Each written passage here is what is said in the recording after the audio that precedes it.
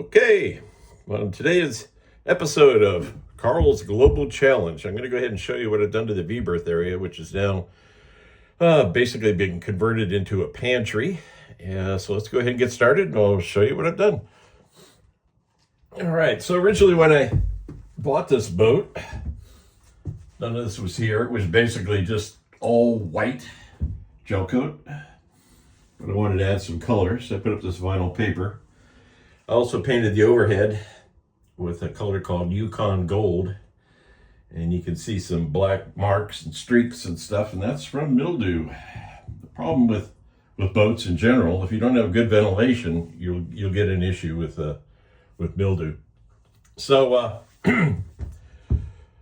why did it happen? Well, there was a hatch right above my head that was of inferior quality. I mean, it was built in 1973, and since then there have been upgrades and aftermarket hatches. And so what I did is I put in this one right here. You can see up through there. Yeah, the Lexan looks crazed. That's just due to age, and I'm fine with that. A new hatch, like the one I just showed you the bottom side of, would normally cost about $1,800. I actually found that on the used market for $180, so it was well worth the investment. So since the camera here is pointing at the bow area, this is the old anchor locker. And again, due to old styles of boats back in 73, what they did is all your anchor rod and chain would go through a small opening on the deck. And all that wet, muddy chain and anchor line would then go in here, and on the back side of this wall, down about here, is a hole. And you can't see it because of this compartment here. But all that dirty, salty water would then drain back all the way down through the boat and into the bilge. So that's been sealed. I took out the anchor, obviously, the anchor chain and line, and now that is going to be a collision bulkhead. So where this opening is, I'm going to put a panel there. It's just going to be a simple piece of wood with a window in it. And if I hit anything, say in the Southern Ocean, if I hit a growler, a little mini iceberg or something, and I damage the hull, I'll be able to contain the water in that area. And then there'll be hoses with a valve, or a hose with a valve that runs through the bulkhead there and exits basically right down here. So I can control that area up there. Even if it totally fills with water, I'll be able to evacuate it with a remote bilge pump that'll be connected to this fitting that'll come out through this section of wall here. I like my brick. It's all faux, obviously. Kind of like it. Adds some color. So that's how we control the forward section for damage. And then it's a matter of, I'll have emergency tarps, for lack of a better choice of words, that, let's say worst case scenario, I have it, bam, I put a hole through the hull. Now the water's contained in that area. I've got a bilge pump going when the time is right. I really won't be concerned if the whole chamber fills up with water. The next thing to do after that would be to take this tarp that I'll have on board, drape it over the bow of the boat when the boat's at rest. I'm not going to be trying to do this with sails up and boat powering along. And I'll create somewhat of a seal, just the water itself trying to pass through whatever hole or crack there is in the hull. That tarp will fill that gap and slow the water from coming into the bow area. At that point, on goes the bilge pump. I keep the chamber dry. I take the wood panel off, and now I have full access to the bow. I'll have patch repair kits on board. So how do you glass over a wet area? Well, the first thing you do is you take splash zone. Splash zone can actually be used underwater.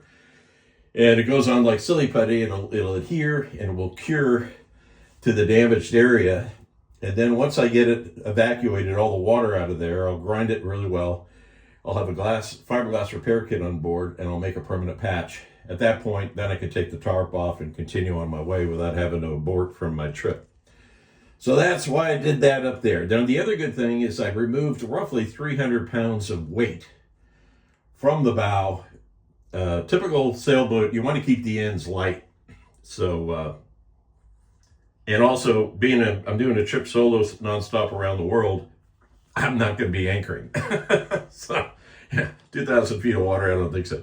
All right, so let's move on to the next part. This is actually very interesting. I'm going to look down here, and you can see that there's a bar of lead there. There was actually 4. I didn't want to drag all 4 back onto the boat, but this gives you an idea. That hunk of lead there weighs about 50 pounds. So you can imagine vertically in the center of this bilge, let me show you exactly where it was.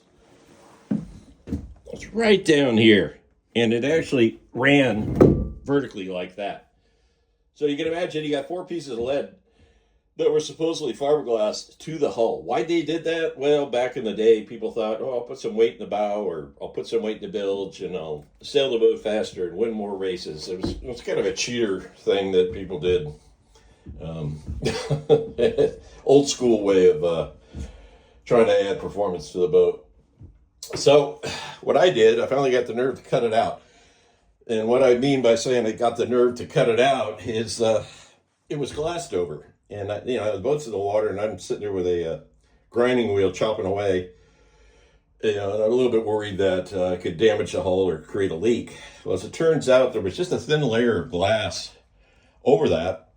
And if the boat had taken a knockdown, which it will in the Southern Ocean, it's bound to happen. Roughly a third of my trip will be down in the Southern Ocean with some huge swells, big winds. So imagine this boat laying on its side, and these 4 50-pound pieces of lead decide that they're going to break loose and start bouncing around up in the bow. So I'm absolutely thrilled that I got them out of there. It's 200 pounds of dead weight.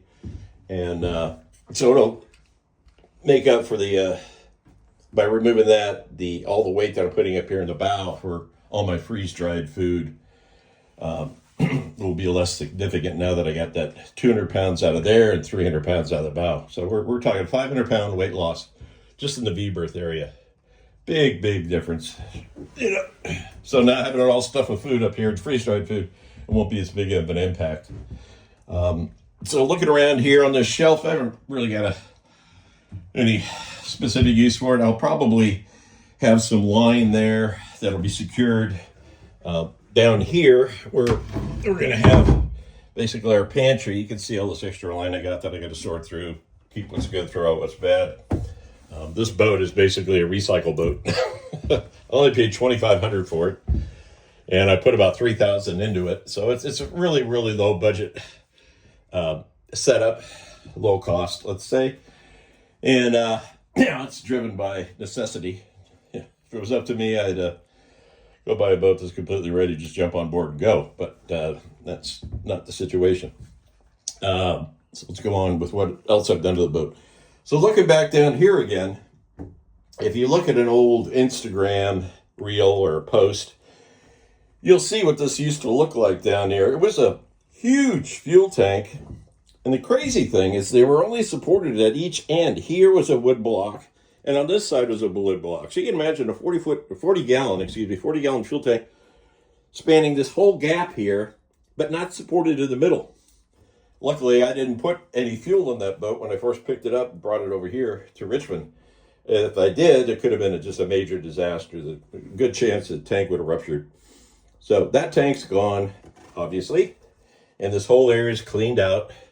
The gray that you see in here is basically concrete floor paint.